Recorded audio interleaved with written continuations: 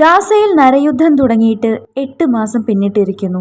പതിനായിരക്കണക്കിന് ആളുകൾ ഇതിനകം തന്നെ മരണപ്പെട്ടു കഴിഞ്ഞു. സോഷ്യൽ മീഡിയയിൽ മൊത്തം ഇപ്പോൾ ഓൾ ഐസ് ഓൺ റഫ എന്നൊരു പോസ്റ്റാണ് പ്രചരിച്ചു കൊണ്ടിരിക്കുന്നത്. ലക്ഷക്കണക്കിന് ആളുകൾ ഇത് ഷെയർ ചെയ്തതുകൊണ്ട് തന്നെ ഗാസയിൽ നടന്നുകൊണ്ടിരിക്കുന്ന ക്രൂരതയുടെ കണക്കുകൾ ഇതിനകം ഒരുപാട് പേരിൽ എത്തിക്കഴിഞ്ഞിരിക്കുന്നു.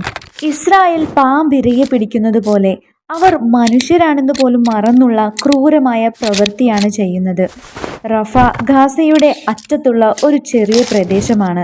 ഗാസയുടെ ഒരറ്റത്ത് നിന്നും മനുഷ്യരെ പിച്ചു ചീന്തി കത്തിച്ചാമ്പലാക്കി മറ്റൊരറ്റത്തെത്തിച്ച് അവിടെയും ജീവിക്കാൻ സമ്മതിക്കാതെ അവർക്ക് നേരെ ബോംബാക്രമണം നടത്തിയിരിക്കുന്നു. പറയുമ്പോൾ എത്ര പെട്ടെന്ന് അവസാനിച്ചു അല്ലേ? നമുക്ക് ഇത് വെറും കേട്ടുകേൾവി മാത്രം.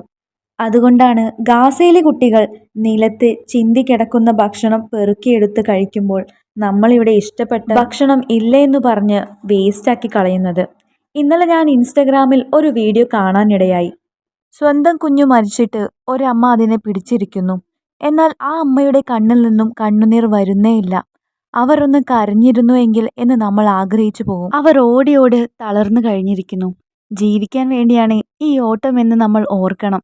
ഏത് നിമിഷവും മരിക്കുമെന്ന ഭീതിയിൽ കുട്ടികൾ പോലും പേടിച്ച് കഴിയേണ്ടി വരുന്ന ആ ഒരു അവസ്ഥ ആലോചിക്കാൻ പോലും നമുക്കൊന്നും ആവുന്നില്ല. ഇപ്പോൾ ജാതിയും മതവും ഒന്നും തന്നെ നോക്കാതെ പ്രയത്നിക്കേണ്ട സമയമാണ്. സോഷ്യൽ മീഡിയ വഴിയും മറ്റും നമ്മളാൽ കഴിയുന്ന സഹായം നമ്മൾ ഇനിയും ചെയ്യണം. അവിടെയുള്ള കുഞ്ഞുങ്ങൾക്ക്, ജനങ്ങൾക്കും ബോംബിന്റെ മറ്റും ശബ്ദം കേൾക്കാതെ കുടുംബത്തോടൊത്ത് സമാധാനമായി ജീവിക്കാനും ഒരവസരം കിട്ടുന്നതുവരെ നമ്മൾ അവരുടെ കൂടെ തന്നെ നിൽക്കണം. Thanks for watching the video.